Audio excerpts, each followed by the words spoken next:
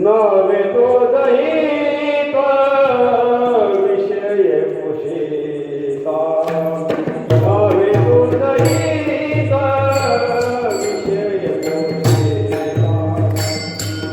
विषय कुशीता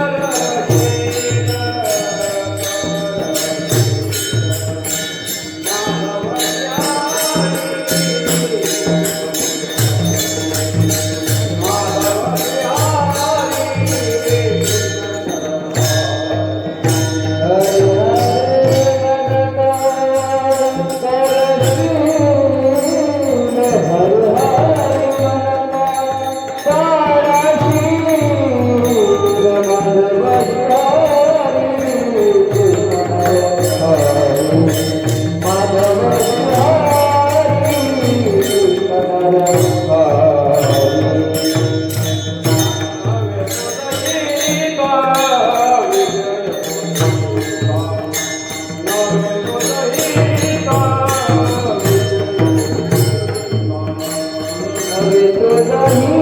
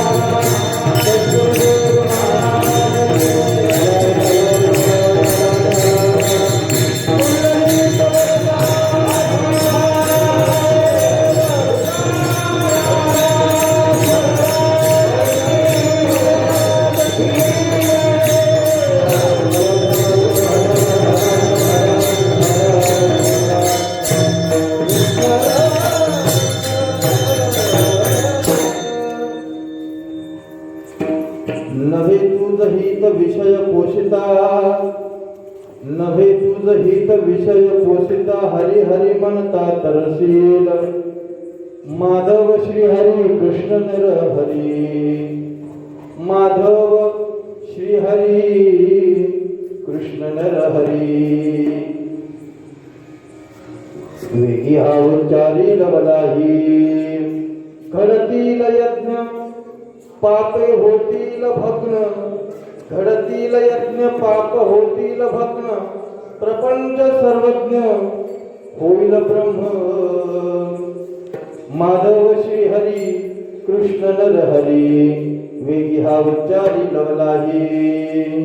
नामा म्हणे हरी कथा हरी भवव्यथा, नामा म्हणे हरी कथा हरी भवव्यथा, उद्धरशी सर्वथा भाक माझी. माधव श्री हरी कृष्ण नर हरी, वेगी हा उच्चारी लवलाही. विठाला विठाला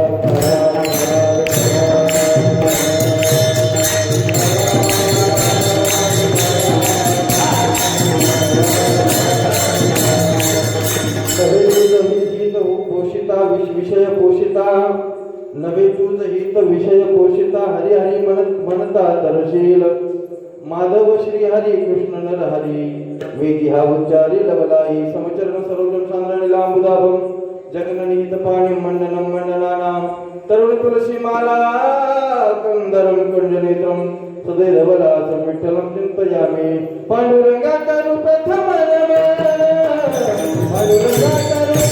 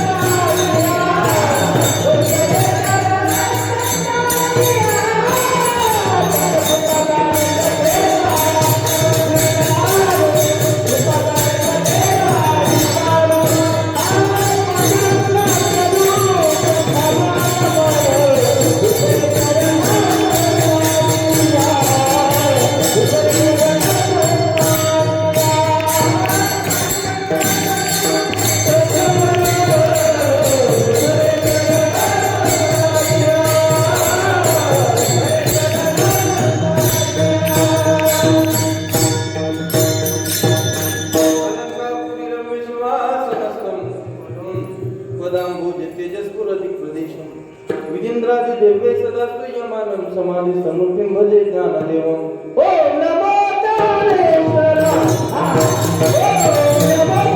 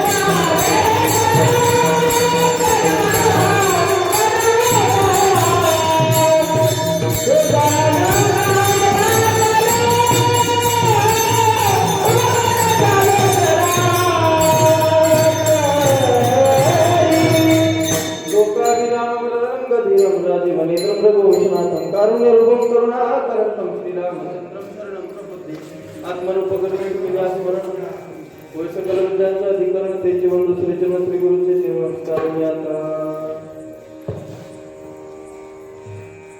नवे तुझही पोषिता विषय पोषिता हरी हरी म्हणता तरशील माधव श्री हरी कृष्ण नर हरी वेगी हा उच्चारी लवलाही.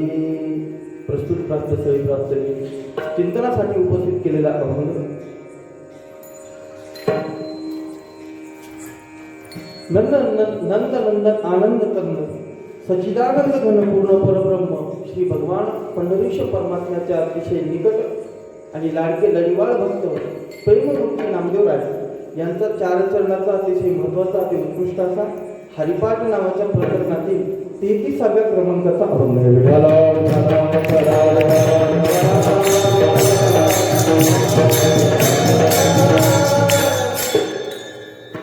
अभंग अभंगाचा प्रतिपाद्य विषय असा आहे प्रेममूर्ती नामदेवराय या अभंगाद्वारा प्रामुख्याने हरिपाठ म्हटलं की कुठलाही अभंग जरी असेल तरी त्याच्यामध्ये नाम महात्म्य किंबहुना नामपर प्रकरण जास्त असतं आणि बाकीचा उपदेश वगैरे हा थोडं कमी प्रमाणामध्ये. अर्थात नामदेव महाराजांनी देखील या अभंगामध्ये भगवान परमात्म्याचा नामाचा आग्रह धरलेला आहे. भगवान परमात्म्याचं नाम कसं आहे ते घेतल्याने काय होईल हे याच्यावर जडजीवांना यथार्थ हितोपदेश या ठिकाणून केलेला आहे या अभंगामध्ये. आता या अभंगामध्ये प्रथम जगद्गुरु प्रेममूर्ती नामदेवराय यांनी आम्हाला प्रथम त्या नामाचं महात्म्य सांगितलं आणि आम्ही ज्या विषयामध्ये गुरफटलेलो आहोत त्या विषयामध्ये गुरफटल्यामुळे आपण संसाराचा हा जन्म आणि मरणाचा जो फेरा आहे तो फेरा अनेक वेळा तो भोगून आणि चालू आहे आणि तो संपवायचा असेल तर महाराज म्हणले हा भवसागर तरुण जायचा असेल तर हरिशिवाय पर्याय नाही अशा प्रतिपादन करणारा अभंग आज चिंतनासाठी उपस्थित केला.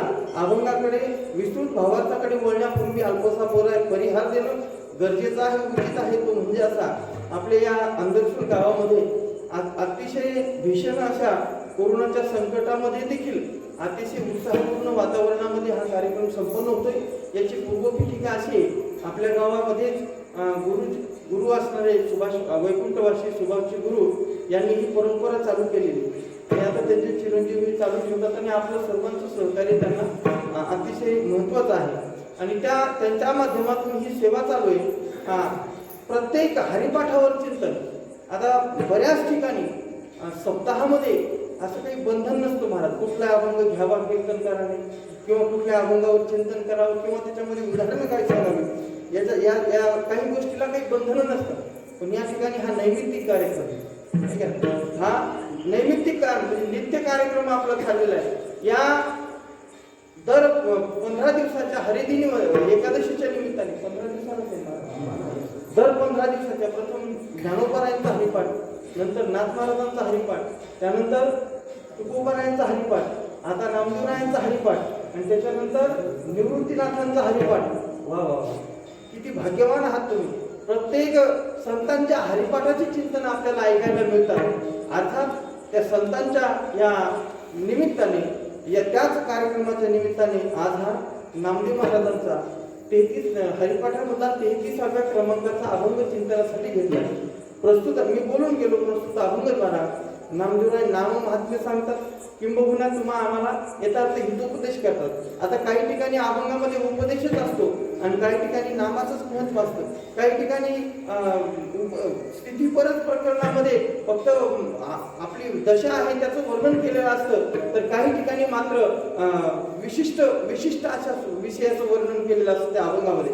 पण बघा नामदेवरायांना या ठिकाणी ह्या दोन्ही गोष्टीचं साम्य साधून अतिशय सोपा विषय आपल्या समोर मांडलेला आहे. नामदेवराय म्हणतात या कलियुगामध्ये ज्या नामाचं महात्म्य आहे आणि या नामामुळे तुमचा आमचा उद्धार होणार आहे किंबहुना अनंत जन्माचा फेरा हरी म्हटलं तर चुकणार आहे म्हणून तुम्ही नामचिंतन करा असा आग्रह महाराज आपल्याला धरताय.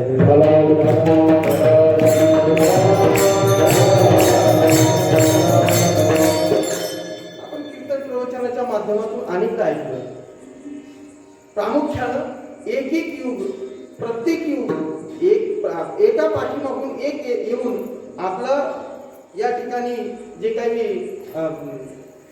महत्व असेल ते प्रतिपादन करत असतं आणि त्याचा कालावधी संपला, ते युग संपतं, पुढचं युग सुरू होतं, तो युग त्याचा आपला प्रभाव प्रतिपादन करत असतं. असं एका पाठीमागून एक एक युग येतात. 4 युग एकदा येऊन गेले की त्याला चौकडी असं म्हणतात. प्रत्येक युगामध्ये मात्र भगवान परमात्म्याची साधना भिन्न आहे. महाराज म्हटले, श्रीमद भागवतकार सांगतात, कृतम त्रेता द्वापारंच करिष्येति चतुर्युगम अनेन क्रमयोगेन भूमी प्राणेषु वर्तते. कृतम त्रेता द्वापार कली, कृतम त्रेता द्वापारंच. कृतम युगामध्ये वेगळी भगवान परमात्म्याची साधना, त्रेता युगामध्ये वेगळी, द्वापार युगामध्ये वेगळी आणि कलियुगामध्ये वेगळी. नाथ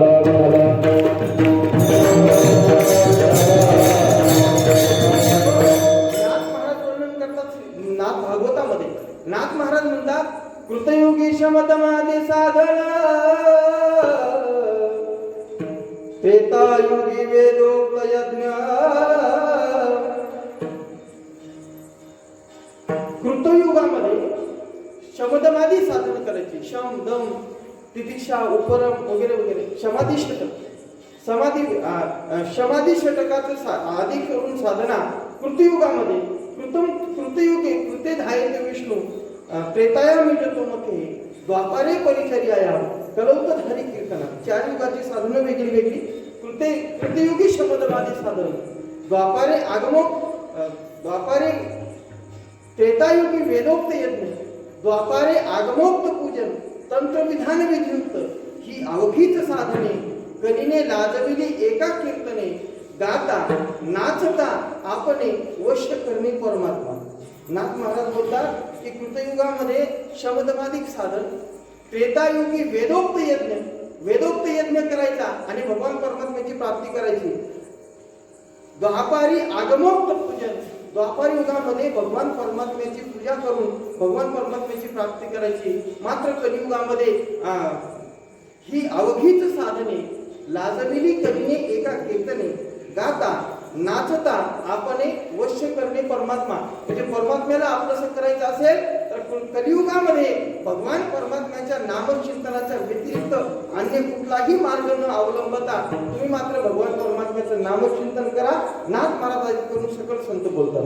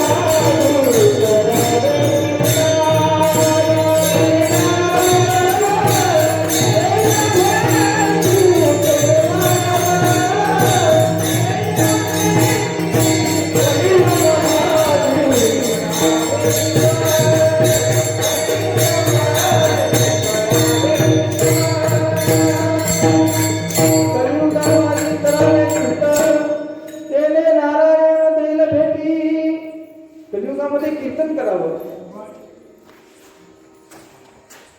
असा प्रकार, असा नियम. अन्य साधना करण्याच्या भानगडीत पडू नये आणि ती साधना या कलियुगामध्ये शक्य देखील नाही. का तुम्ही म्हणाल, का शक्य नाही महाराज? तशी आयुष्य मर्यादा नाही, तसं आरोग्य आपलं समृद्ध नाही आणि तेवढा पुरेसा वेळही आपल्याकडं नाही. त्यामुळं आता आपण करू, आता शॉर्टकट स्वीट अगदी शॉर्ट जमान्यामध्ये आपण आलो. किती शॉर्ट जमान्यामध्ये आलो? पूर्वी 1000 वर्ष आयुष्य असायचं, 1,00,000 वर्षाचं आयुष्य, पुन्हा 10,000 वर्षाचं द्वापार युगामध्ये आयुष्य, त्यानंतर आता त्याच्यावरचं 1 शून्य, आता किती झालं? फक्त 100 वर्षाचं आयुष्य. आणि त्या 100 वर्षाच्या आयुष्यामध्ये किती बारा भानगडी आपल्याच्या पाठीमागे. महाराज आपला प्रपंच व्यवस्थित करायचा, आपला परमार्थही साधायचा, त्यात कोरोना सारखा आजार आला त्यालाही सामोरे जायचं, आपलं आरोग्यही सांभाळायचं आणि हे करायचा अवघड आहे की नाही? एवढ्या धकाधकीच्या जीवनामध्ये माणूस एवढा धावपळ वेगात आला, माणसाचं जीवन एवढं दोलायमान झालं महाराज की माणसाला वेळेचं भानच राहिलं नाही. माणसं कधीच्या कधी काही करू लागले. आता माणसाचं आरोग्य जर व्यवस्थित टिकावं राहावं असं वाटत असेल तर माणसानं शरीराला 6 तास किमान झोप घेतली पाहिजे. बरोबर आहे की नाही? तेव्हा माणसाचं आरोग्य चांगलं राहत असतं. माणसाने 6 तास झोपलं पाहिजे, किमान 2 तास चिंतन केलं पाहिजे, किमान बरं का, किमान 2 तास चिंतन केलं पाहिजे, किमान अर्धा तास जेवणाला दिला पाहिजे, तर आपलं मानसिक स्थैर्य व्यवस्थित राहतं. अर्धा 1 तास जवळजवळ योगा व्यायाम केला पाहिजे. करता तुम्ही सर्वजण? केले तरच वाचाल बरं का तुम्ही. सकाळी ज्ञानेश्वरी पारायण केलं पाहिजे, थोडी देवपूजा, एक अर्धा तास देवपूजा केली पाहिजे.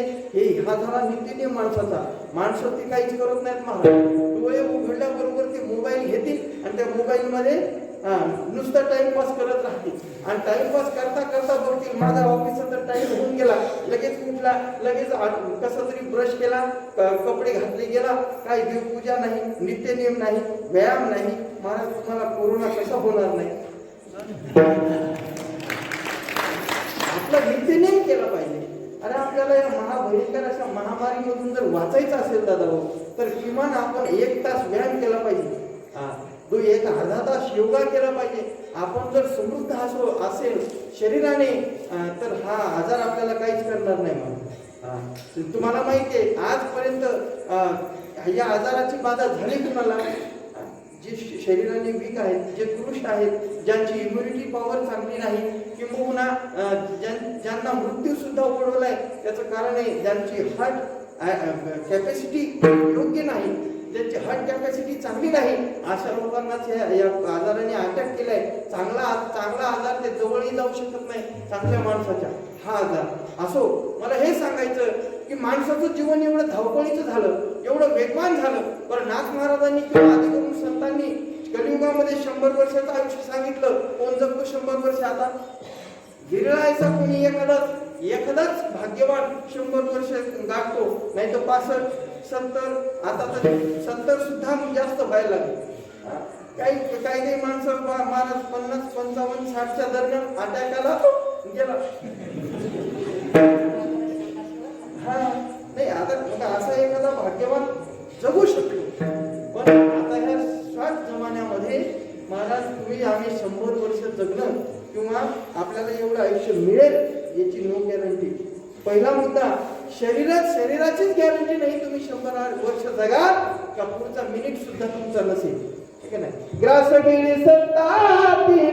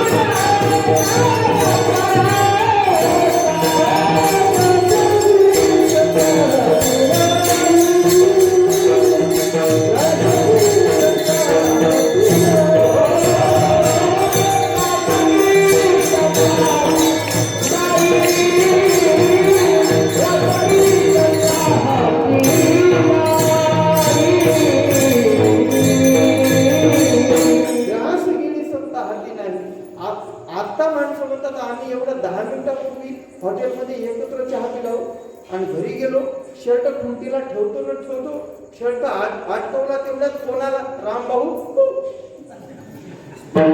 गेले. अरे 10 मिनिटं काय करायचे राजा? एका क्षणाचा देखील भरोसा नाही. क्या भरोसा है इस जिंदगी का, साथ देती नहीं किसी का, क्या भरोसा है इस जिंदगी का. शम्मा बुझ जाएगी जलते जलते, दम निकल जाएगा रोशनी का, क्या भरोसा है इस जिंदगी का. क्षणभंगुर जाय न कळता ग्रास गेली सत्ता हाती नाही. पूर्वीच्या काळामध्ये 1,000 वर्षाचं आयुष्य होतं तेव्हा पूजा अर्चनाधिक साधना करता यायची. त्याच्याही अगोदर 1,00,000 वर्षाचं आयुष्य होतं. त्यामुळं यज्ञ यागाधिक कर्म शक्य होत होतं. ध्यान धारणा कर्म शक्य होत होतं. यज्ञ यागाधिक कर्म करायचे म्हटलं तर सोपं आहे का महाराज? हजारो ब्राह्मण वेदोक्त ब्राह्मण बोलवायचे. त्यामध्ये सगळ्या प्रकारचं दान करायचं, गोदान करायचं, भूदान करायचं, स्वर्णदान करायचं, अन्नदान करायचं, ज्ञानदान करायचं, सगळ्या प्रकारचं दान करत करत अखंड तो यज्ञ संपेपर्यंत त्या यज्ञ कुंडामध्ये होम हवन करत असताना शुद्ध तुपाची धार अखंड आणि ती हत्तीच्या सोंडेसारखी टाकायची. यज्ञ कुंडामध्ये हत्तीच्या सोंडेसारखी तुपाची धार टाकायची. आता जर जेवताना म्हणलं तूप तर तिकडून आवाज येतो चूप. तूप राहिलं का? नाही राहिलं. तूप आता शक्य नाही. हातीच्या सोंडेसारखी तुपाची धार यज्ञ कुंडामध्ये टाकणं आपल्याच्याने शक्य नाही. बर यज्ञ यागाधिक कर्म करणं शक्य नाही. त्यानंतर एखादाच वेदोक्त ब्राह्मण आपल्याला आपल्या काकांसारखा इथे दिसतो. आता 1000 ब्राह्मण आणायचे, त्यांना सुवर्णदान करायचं, अन्नदान करायचं, ज्ञानदान करायचं शक्य आहे का? ते आपल्याच्याने. सोनं काय भाव झालं माहिती आहे तुम्हाला? आपल्या घरी एक अंगठी करायची असली तर 25 झाली आता सोन्याची, आणि सुवर्णदान करायचं म्हणजे शक्य आहे का? अजिबात शक्य नाही. महाराज आताच्याने यज्ञ यागाधिक कर्म शक्य नाही. ध्यान धारणा करणं तरी सोपं आहे का? ध्यान धारणा करणं सोपं आहे का? अहो माणूस 1 तास कीर्तनामध्ये बसला तरी सुद्धा नीट बसत नाही. बसतो का व्यवस्थित? नाही बसत. ध्यान करणं सोपंच नाही महाराज. 1 तास बसायचं म्हटलं तर 1 तासामध्ये गळ्याचे 32 आसनं होतं. एक मिनिटही माणूस इतका चंचल झाला, अस्थिर घेऊन झाला महाराज. नाही शक्य. कीर्तनामध्ये बसल्यानंतर माणसाचे डोळे आणि सर्वांगाचं काम झाले पाहिजे आणि आपला जो देह आहे तो स्थिर झाला पाहिजे. मन चंचल आहे ते स्थिर झालं पाहिजे. आपण जिथं असं श्रीमद भागवतकार परीक्षिती राजाला सांगत असताना सांगितलं, राजन तुला 7 दिवसामध्ये जर मोक्ष हवा असेल नक्की मिळेल तुला. 7 दिवसात नक्की तुला मोक्ष मिळेल. पण राजा तुला जितासन व्हावं लागेल. जितासन म्हणजे काय? आसनावर विजय मिळवावा लागेल. म्हणजे पहिल्यांदा तू आसन सिद्ध करावं लागेल तुला, आणि त्याच्यानंतर तुझ्या मनाची स्थिरता होईल योगाच्या माध्यमातून. आणि मग मनाची स्थिरता एकदा का झाली का तू भगवत चरणी सर्वस्व समर्पण करशील आणि नक्की तुझा उद्धार झाल्याशिवाय राहणार नाही. मग परीक्षिती राजाचा उद्धार झाला तेव्हा तो आसनावर त्याने विजय मिळवला.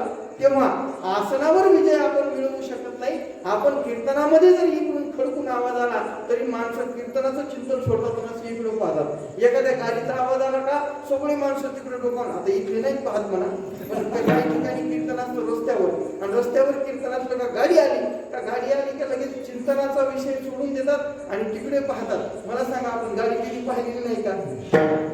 गाडी पाहिलेली असते, पण माणसाचं मनच एवढं चंचल आहे महाराज. एक माणूस कीर्तनामध्ये रात्रीची वेळ होती आणि ज्ञानेश्वर शिंदे महाराजांचं कीर्तन सगळ्या गावाला माहीत, सगळी मंडळी आली आणि त्या पती पत्नीने सुद्धा ठरवलं, म्हणले आज शिंदे महाराजांचं कीर्तन आहे आणि आपण दोघं पण कीर्तनाला जाऊ. आणि ते आले कीर्तनामध्ये बसले. पण कीर्तनात बसल्यानंतर महाराज मध्ये मध्ये उठायचा आणि असा झटका द्यायचा. आता झटका द्यायचा म्हटल्यानंतर मी म्हटलं, बाबा तुम्ही असं मध्ये मध्ये उठता, मला कीर्तनात विक्षेप होतो, कीर्तनी विक्षेप होते पैमरण, तुम्ही का उठता मला त्याचं कारण सांगा. तो म्हटला, बाबा तुझं तू चालले, माझं मी चालू देतो. त्याला म्हटलं, नाही बाबा तुम्ही कारण सांगितल्याशिवाय मी कीर्तन पुढे सुरू ठेवणार नाही. मग त्याने कारण सांगितलं महाराज. दोघं जण म्हणजे आम्ही पती पत्नी तुमचं कीर्तन म्हणून घराच्या बाहेर निघालो, कडी लावली, कुलूप लावलं आणि झटका द्यायचा विसरलो.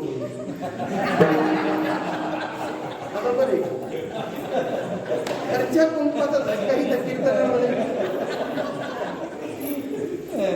माणूस कीर्तनात बसल्यावर सुद्धा स्थिर आहे. योग अभ्यास आणि ध्यान धारणा कधी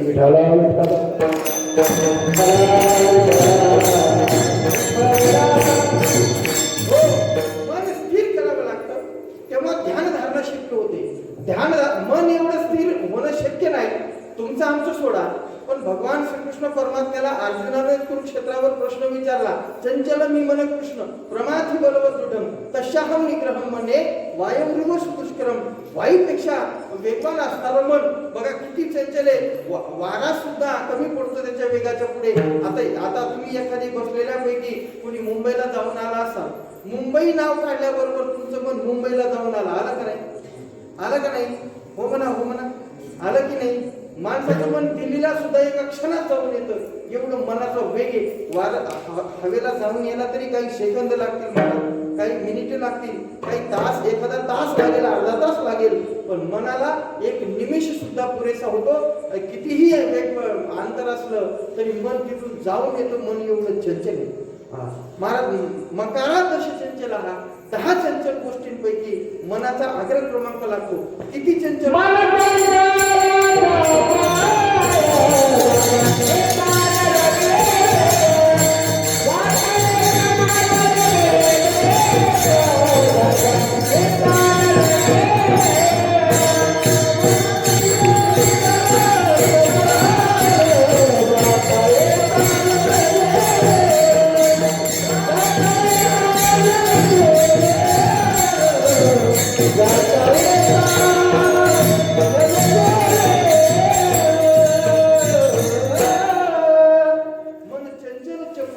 जाता येता नव्हे, त्याला वेळच लागत नाही. मग असं चंचल असणारं मन स्थिर करायचं आणि नंतर योगास करायचा शक्य नाही. यज्ञ यागाधिक कर्म तेही शक्य नाही. ज्या पूजा अर्चनाधिक साधना आजच्या युगामध्ये तरी माणसाला कदापि शक्य नाही. माणसाला जर कधी कधी पूजा करायची वेळ आली तर माणूस सहज म्हणून जातो, अरे आज मला उशीर झालेला आहे, वेळ नाही, आजच्या दिवस तूच पूजा करून घे. मग जास्त पूजा आमची यांच्याकडे जाते. आणि ह्यांनाही काही महत्वाचं काम असलं का, ती 5-7 वर्षाची मुलगी असते, तिला ती मम्मी म्हणत असते, बबे मला जरा काम आहे घरामध्ये, पाहुणे येणार आहे, पाहुणचार करायचा आहे, तेवढी पूजा तू आवरून घे. आता ती 5 वर्षाची बबी कशी आवरत असेल तुम्हाला माहिती आहे. नाही सांगत मी आता की विनोद जास्त, एखाद्याचं नैमित्तिक कीर्तन आहे, सप्त्यामध्ये कीर्तन असल्यावर मग काही हरकत नाही. महाराज मला अनुभव यायच्या. मग यज्ञ यागाधिक कर्म शक्य नाही, पूजा अर्चनाधिक कर्म शक्य नाही, त्यानंतर तुम्हाला ध्यानधारणा करणं शक्य नाही. मग तुम्हाला कलियुगामध्ये त्याच्याकरता सगळ्यात सोपं, अतिशय सर्वात सोपं, अतिशय गोड आणि अति सर्वांना घेण्यासारखं असं साधन महाराज म्हटले, तुम्हाला जर घ्यायचं असेल तर भगवंताचं नाम घ्या. नामदेव महाराज, आम्ही कोणत्या भगवंताचं नाव घ्या. 1000 नावं विष्णू सहस्रनामामध्ये आहेत, अनेक नावं भगवान परमात्म्याचे आहेत. त्याच्यापैकी आमचा उद्धार कशाने होईल? महाराज म्हटले, हरी हरी म्हणता उद्धार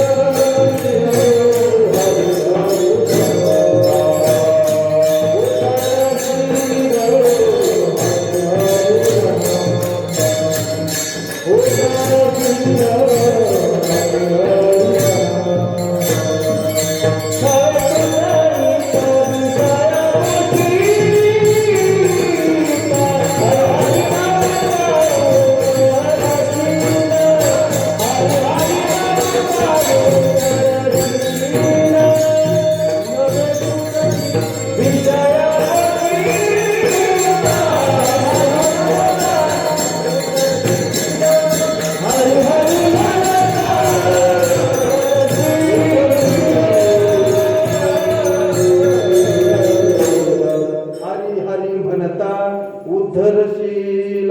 नामदेव महाराज, आमचा उद्धार कशाने होईल? कोणत्या भगवान परमात्म्याचं नाव घेतलं म्हणजे होईल? महाराज म्हणले, हरी हरी म्हणता उद्धरशील. हरी हरी हरी हरी असं जर म्हटला तर नक्कीच तुझा उद्धार झाल्याशिवाय राहणार नाही. महाराज कुणाचा झालाय का? महाराज नामदेवराय म्हणले, अनेक गोपिकांचा झालाय. त्यांनी फक्त हरी हरीच म्हटलं, तो भगवान परमात्मा त्यांना आपलासा केलं आणि भगवान परमात्म्याने त्यांचा उद्धार केला. महाराज, हरी नावामध्ये एवढी ताकद आहे. रू हरती इति हरी, जो हृदयाचं हरण करतो त्याला हरी म्हणतात. अनेक गोपिकांच्या हृदयाचं हरण भगवान परमात्म्याने केलं. हरीने माझे हरिले चित्त भारवित भारवित भारवित विसरले आता कैसी जाऊ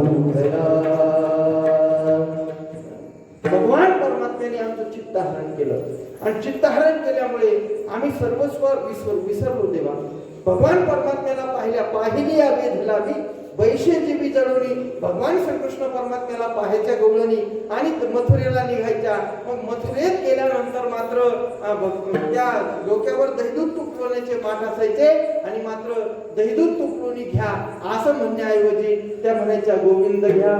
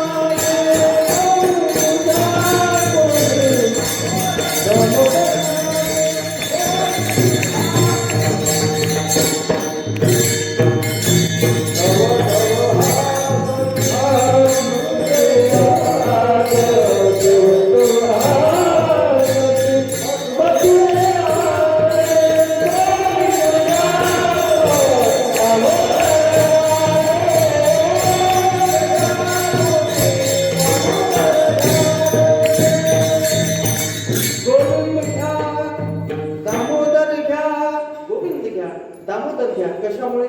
भगवान परमात्म्याने त्यांच्या चित्ताचं हरण केल्यामुळे. म्हणून नामदेवराय म्हणतात हरी हरी म्हणता उद्धरशील. महाराज आम्ही तर हरी हरी म्हणतो. हरी हरी म्हणत असताना देखील नेहमीच हरी हरी म्हणतो. आता एखाद्याच्या मुलाचं नाव असेल हरी तर तो किती वेळा हरी म्हणत असेल दिवसातून?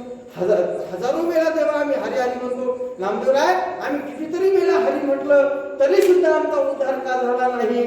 महाराज म्हणजे पंचविषयामध्ये तो उरफटला. म्हणून तू कितीही वेळा हरी हरी म्हटला तरी जोपर्यंत पंचविषयाच्या बाहेर निघत नाही तोपर्यंत तुला हरी हरी म्हणून सुद्धा तुझा उद्धार होणार नाही. अभंगाचं पहिलं चरण.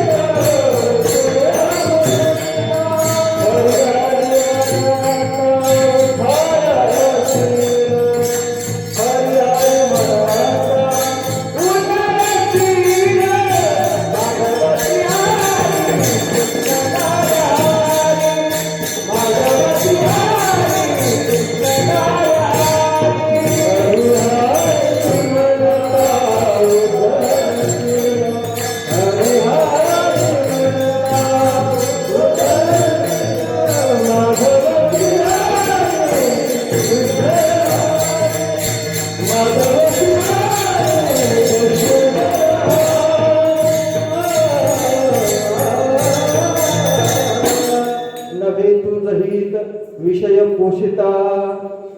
विषयाचा संग तू केला बाबा. पंचविषयानं कोणाचं चांगलं केलं नाही. अनेक वेळा प्रत्येक वेदामध्ये शास्त्रामध्ये अनेक ठिकाणी तो विषय आलेला आहे की पंचविषयामध्ये जीव गुरफटला आणि पंचविषयात गुरफटल्यामुळे जन्म मरणाचा हा अनंत वेळा फेरा मात्र घ्यावा लागला. जन्म मरण अनेक वेळा घ्यावा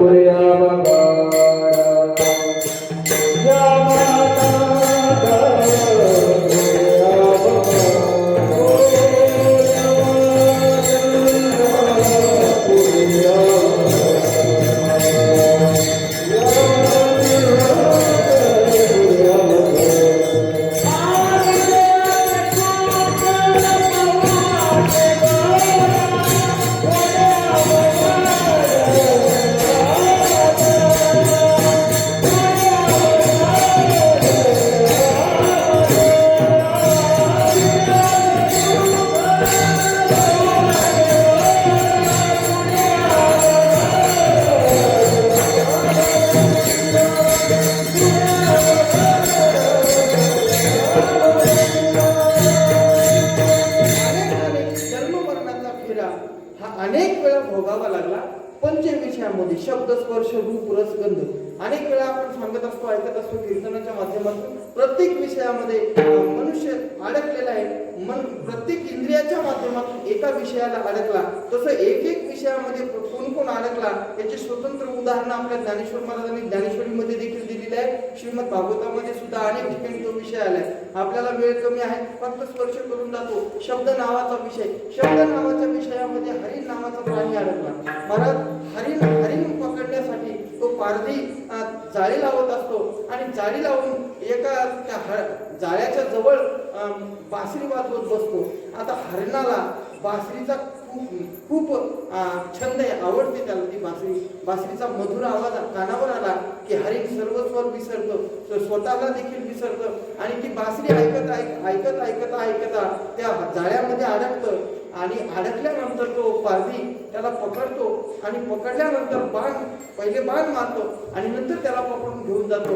आता ते बाण लागलेलं ते हरिण, ते बासरी मात्र बंद झाल्यामुळे ते थोडंसं दुःखी होतं आणि बासरी बंद झाल्यावर दुःखी झालेलं ते हरिण त्या पारध्याला म्हणतं, क्या देखत है पारधी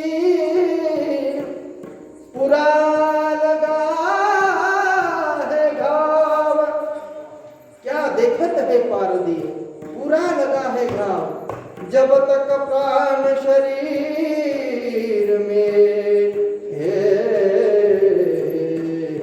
तब लग न बजाओ. जोपर्यंत या शरीरामध्ये प्राण आहे, तुला काय माझं मांस खायचं असेल दादा तर खाय, पण शरीरामध्ये जोपर्यंत प्राण आहे तोपर्यंत तुझी बासरी माझ्या कानावर आली पाहिजे. शब्द विषयामध्ये हरिण अडकलं. एवढंच नाही तर ते हरिण म्हणत असतं, दादा माझं मांस खायचं असेल तर खा, पण माझी कातडी मात्र वाया घालवू नको. त्या कातडीवर बस आणि मात्र काय कर, पुन्हा बासरीच वाजव. त्या कातडीवर बसून देखील मला त्या बासरीचा नाद राजा मेल्यानंतरही ऐकू दे. एवढं विषय नाद नावाचा विषय, शब्द नावाचा विषय त्या हरिणाला जडलेला. प्राण गेला महाराज तरी शब्द नावाचा विषयाचा मोह सुटला नाही. विठाला विठाला.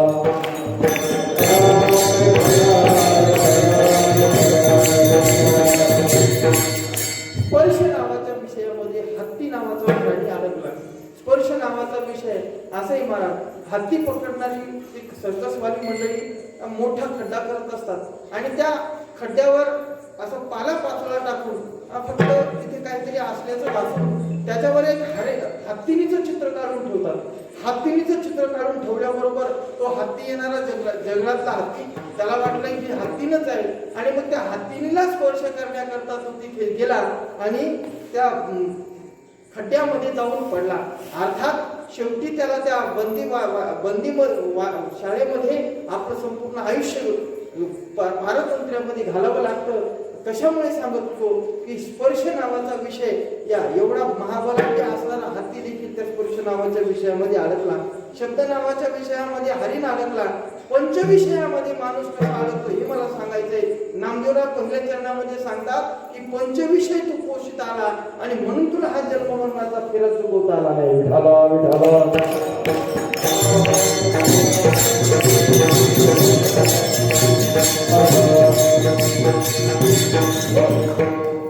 रूप नावाचा विषय, त्याच्यामध्ये पतंग नावाचा कीटक अडकला.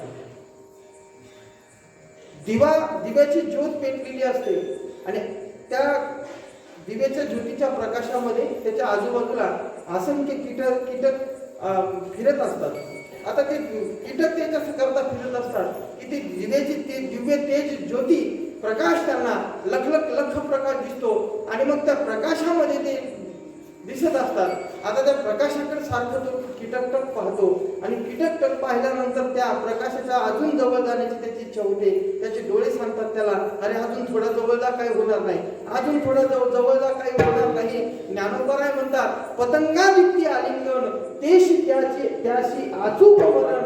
त्या पतंग त्या दीपाला आलिंगन देतो आणि मात्र त्या ठिकाणी त्याचा देह त्या ठिकाणी त्याला गमवावा लागतो. याला म्हणतात रूप नावाच्या विषयामध्ये पतंग नावाचा कीटक अडकला. शब्द नावाच्या विषयामध्ये हरण अडकला. तर स्पर्श नावाच्या विषयामध्ये हत्ती अडकला. महाराज मासा गळायला लागला. स्पर्श, शब्द स्पर्श, रस आणि गंध हा रस रस या विषयामध्ये मासा अडकला. मासा तुम्हाला सांगू, मासा पकडणारा जो मासे असतो, मासे कोळी, तो मासा पकडणारा कोळी आपल्या बरोबर ते जाळी घेऊन जातो आणि जाळीच्या त्या याला गजाला असा टोकदार, तीक्ष्ण टोकदार लोखंडी शस्त्र लावतो आणि त्याच्या आजूबाजूला कणिक किंवा त्या माशाचं जे खाद्य असतं त्याला काय म्हणतात तुमच्याकडे, मला माहित नाही, पण वाळा म्हणतात का? आमच्या मराठवाड्यामध्ये त्याला शिदोड म्हणतात. शिदोड, हा शिदोडच म्हणतात ना. आम्हाला बरोबर आहे, जवळपास सारखाच आहे आपला. आमच्याकडे मेल्यानंतर माणसं जाळतात, तुमच्याकडे कसं आहे?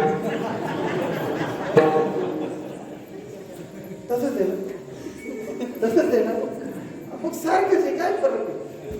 थोडाफार आता 20, 25, 30 किलोमीटरच्या अंतरावर भाषेमध्ये फरक पडतो, थोडासा शब्द प्रयोग बदलतात, पण जवळपास परंपरा आणि रूढी सगळं सारखंच राहतं, त्याच्यामध्ये काही बदल होत नसतो. मला माहिती आहे काही काही ठिकाणी फक्त थोडाफार शब्दात बदल होतो. आता इकडे जर मालेगावच्या पुढे गेलं का आपल्याला ती भाषा सुद्धा कळत नाही, ऐरणी भाषा. काय चाली राहील, तुमनं काय चाली राहील, महाराज ते लय अवघड. तिकडे गेलं का आपलं कीर्तन सुद्धा त्या लोकांना समजत नाही. हा आता तिकडे त्या सटाण्याकडे होतो मी 2-4 वर्ष तिकडे, याला नोकरीलाच होतो तिकडे सटाण्याकडे. आता तिकडे नवीनच नोकरीला गेल्यानंतर एका गल्लीमध्ये गेलो होता मी. मलेरिया डॉक्टर आहे बरं, तुमच्या माहितीसाठी सांगतो, आता सावरगावला आहे. आता ते गेल्यानंतर मला ते विचारायचे, बघ तुम्ही डॉक्टर आहेत का? हां डॉक्टर आहे. मग गोळ्या द्या. माझ्याकडून गोळ्या घ्यायची. एक आजी 70-75 वर्षाची, ती म्हणजे भाऊ कुठला आले तू? मी म्हटलं आजी मराठवाड्यातला आहे. काय डॉक्टरच आहे का? म्हणले हो डॉक्टरच आहे. आता मला तिच्यासारखंच बोलावं लागलं ना. म्हणे भाऊ म्हणे अंड्यातले ताप येईल आणि म्हणे उले खोकला येईल. आता मला ते ऊन अंडे काही समजत नाही. आता मी म्हणतो what is this under and what is this ऊ? आता म्हणलं गोळ्या नेमकं कोणत्या द्यायच्या आपण? मला माहित होतं खोकल्याची गोळी आणि सर्दीची गोळी. म्हणलं मावशी अंदाजेच मी गोळ्या काढल्या आणि म्हणले हाय खोकला मी गोळी शे तुम्ही अंडेरले दे आणि हाय ताप मी गोळी शे तुम्ही उले दे.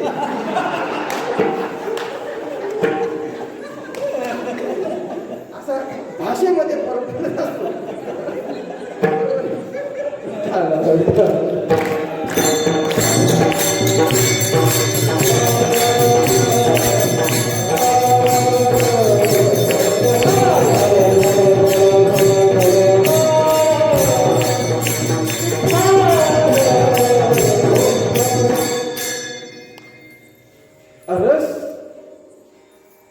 रस या याच्यामध्ये विषयामध्ये मासा अडकला. मासा शेवटी काय होतं, तो गळाला लावलेला शिदळ त्याला पाहिल्याबरोबर त्या माशाला राहत नाही आणि तो त्याला खाण्यासाठी जातो.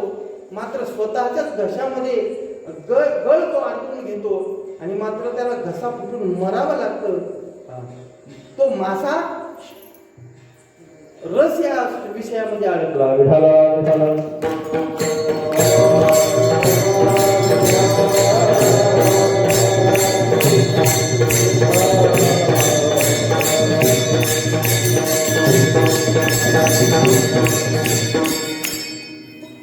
आणि गंध या विषयामध्ये भुंगा नावाचा प्राणी कीटक अडकला. त्या भुंग्याला महाराज त्या गंध हा सेवन फुलाचा मकरंद सेवन करायची सवय. तो मकरंद सेवन करण्याकरता कोंबडाच्या पाकळीवर बसतो. आता एवढा तो त्याच्यामध्ये मग्न होऊन जातो, एवढा मग्न होऊन जातो. आता ते इथे नारदाच्या गादीवर काय म्हणण्यासारखे नाही, पण काय काही गीतकारांनी इतकं सुंदर वर्णन केलं महाराज त्या भुंग्याचं. आणि आपल्या गाथेमध्ये सुद्धा अनेक ठिकाणी वर्णन नाही, म्हणून दाखवू का थोडस? नाही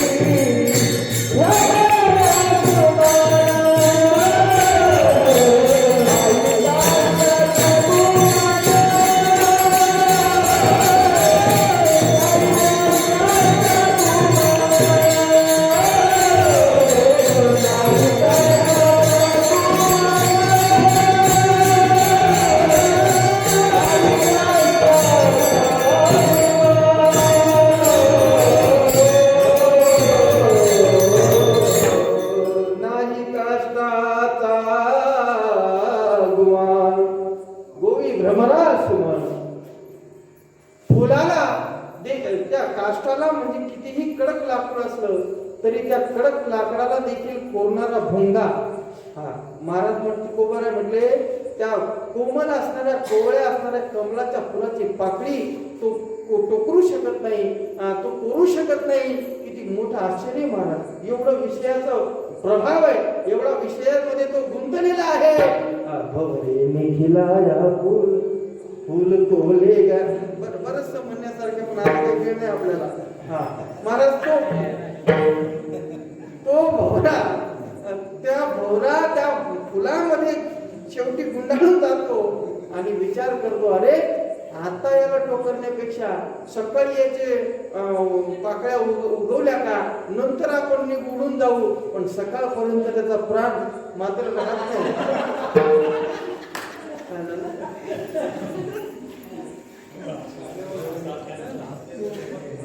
असं आहे का नाही. त्यांच्या जमान्यातलं गाणं त्यांना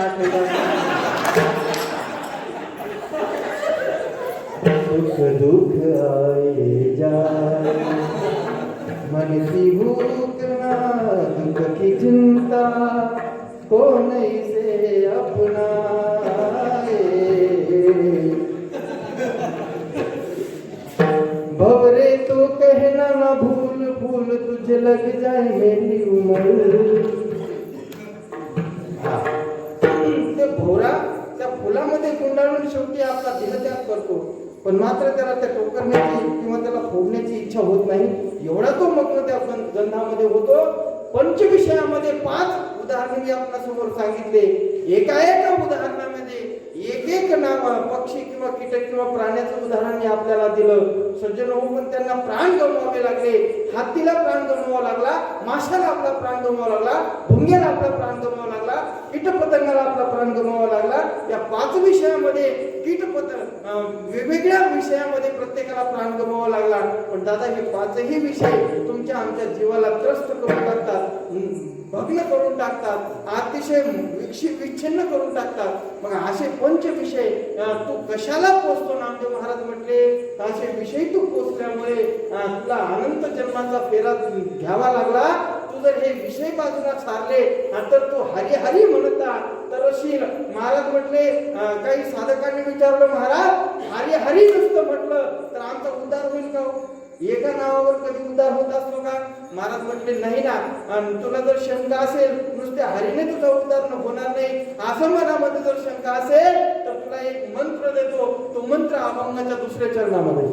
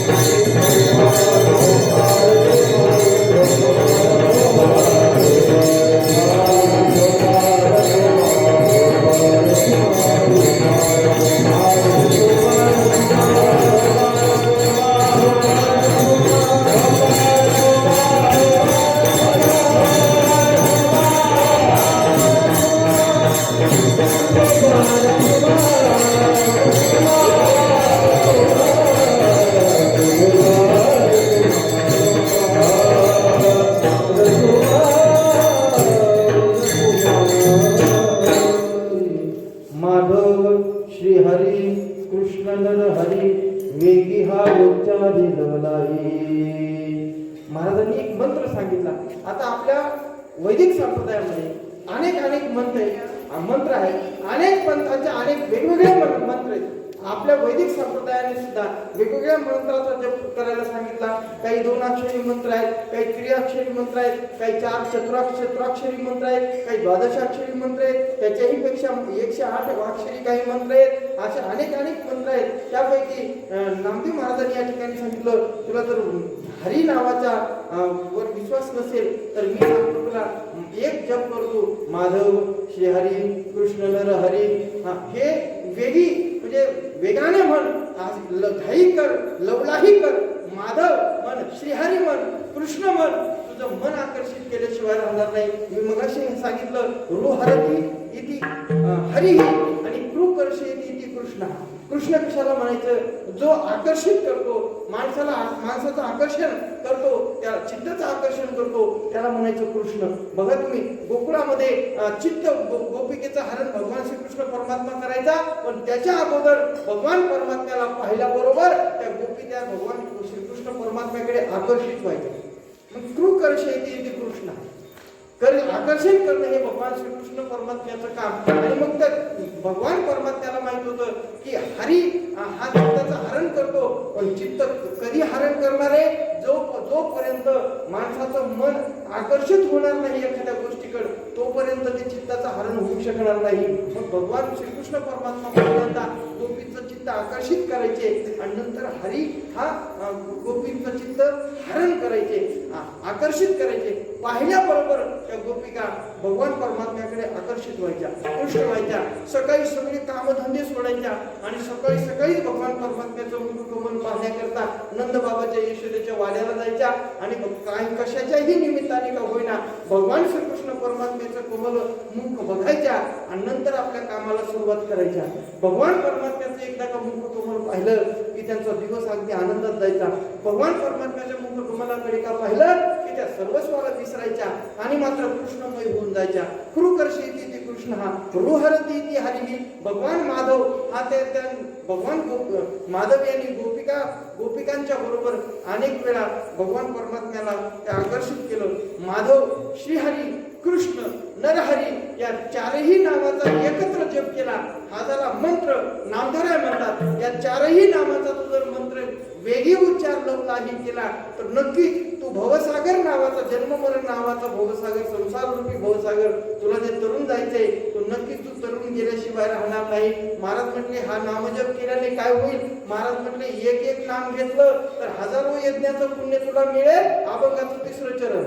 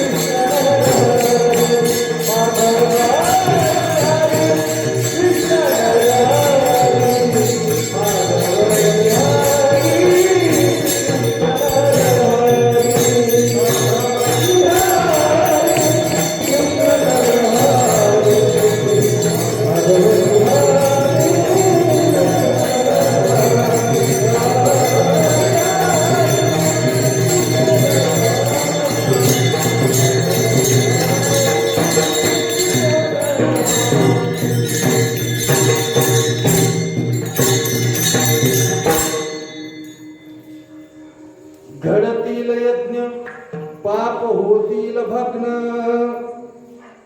महाराज म्हटले तुम्हाला जर भगवान परमात्म्याचं नाम तुम्ही घेतलं, जपलं, या मंत्राचा जर जप केला तर नक्कीच मात्र एक नाम जपलं हजारो यज्ञाचं पुण्य तुम्हाला मिळेल.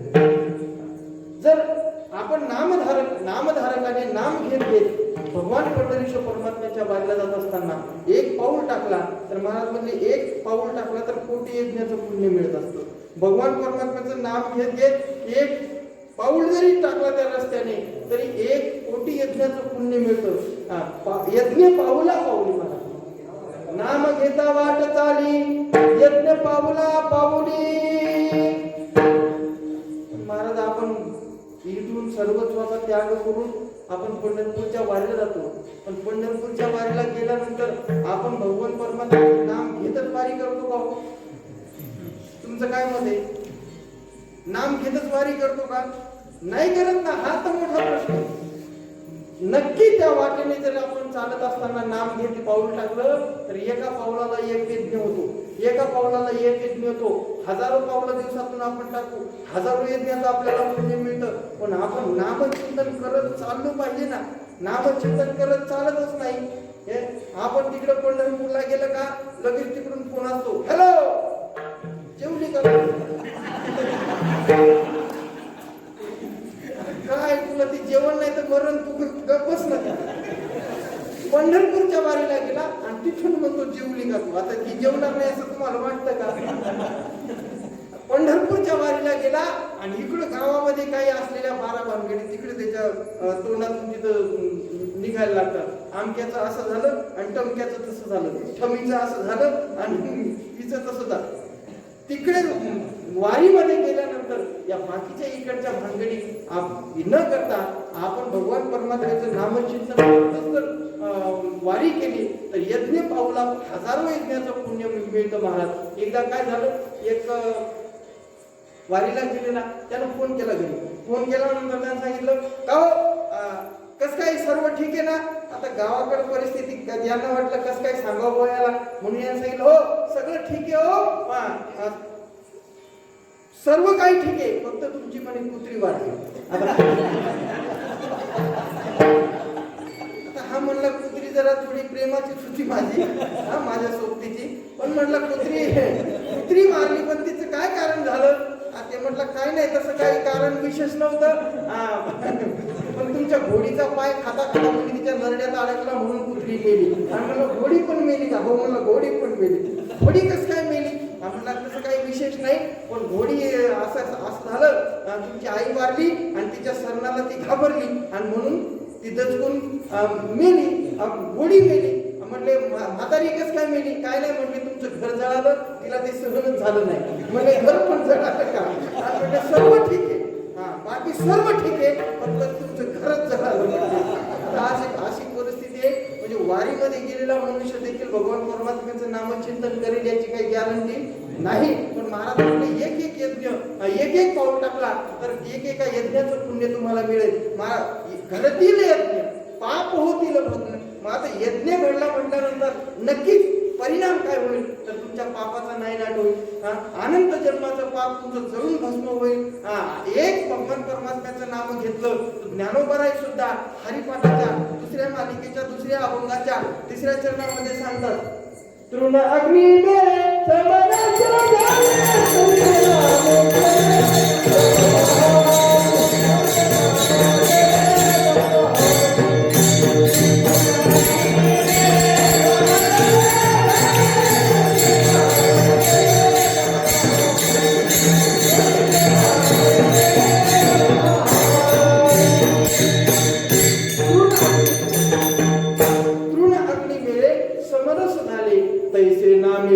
जपता हरी.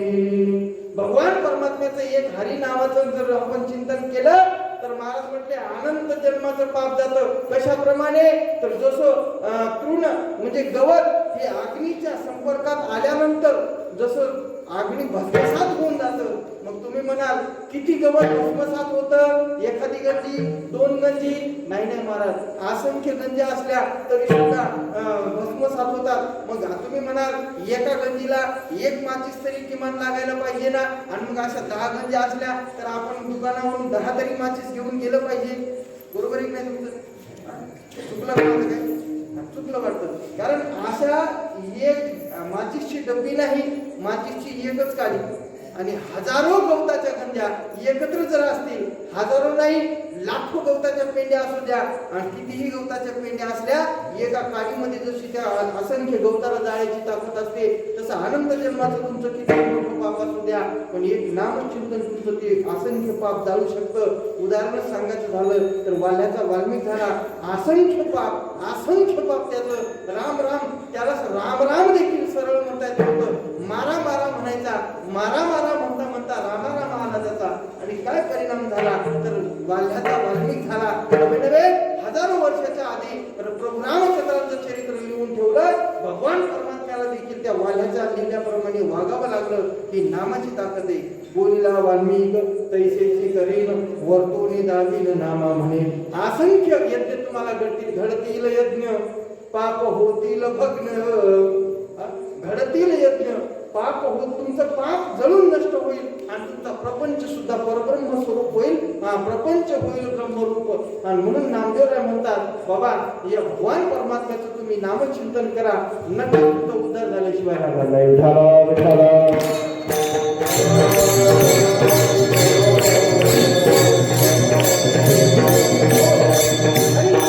भगवान परमात्म्याची कथा जर केली तर तुमची भवव्यथा हरल्याशिवाय राहणार नाही. अभंगाचं 4थं चरण. नाम म्हणे हरी कथा हरी भवव्यथा, नाम म्हणे हरी कथा हरी भवव्यथा. हरी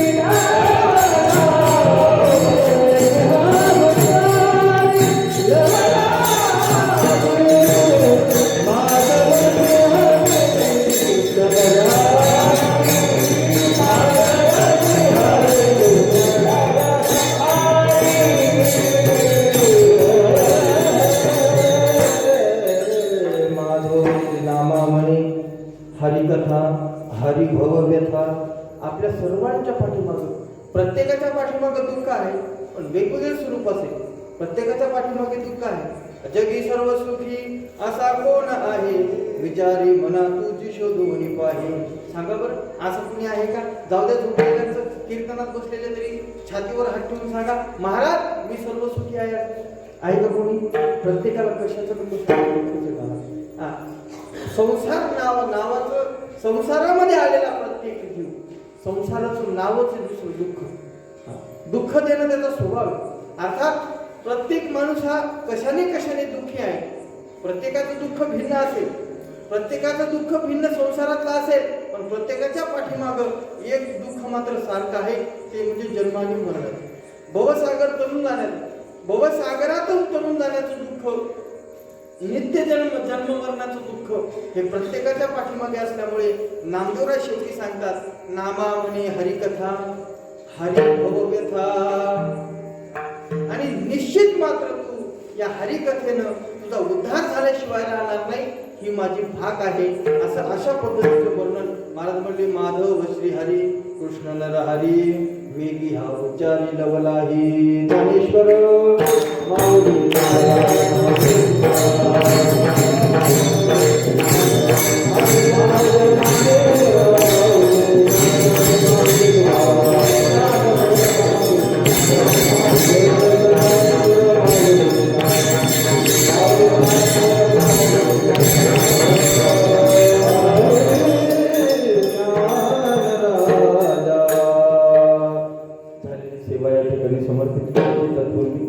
दोन गोष्टी सांगणार आहेत, तेवढ्या लक्षपूर्वक ऐका.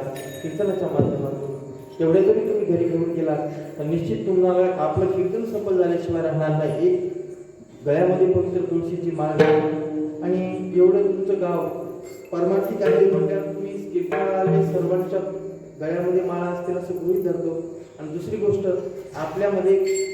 आपल्यापैकी नाही पण आपल्या मित्रांपैकी कोणी व्यसन करत असेल तर त्याला 2 हात तिसरं मस्तक माझा निरोप सांगा. बाबा व्यसन कुठलं करू नको, तंबाखू करू नको, दारू वगैरे पिऊ नको. आणि दारूनं कुणाचं भलं झालं नाही बाबा.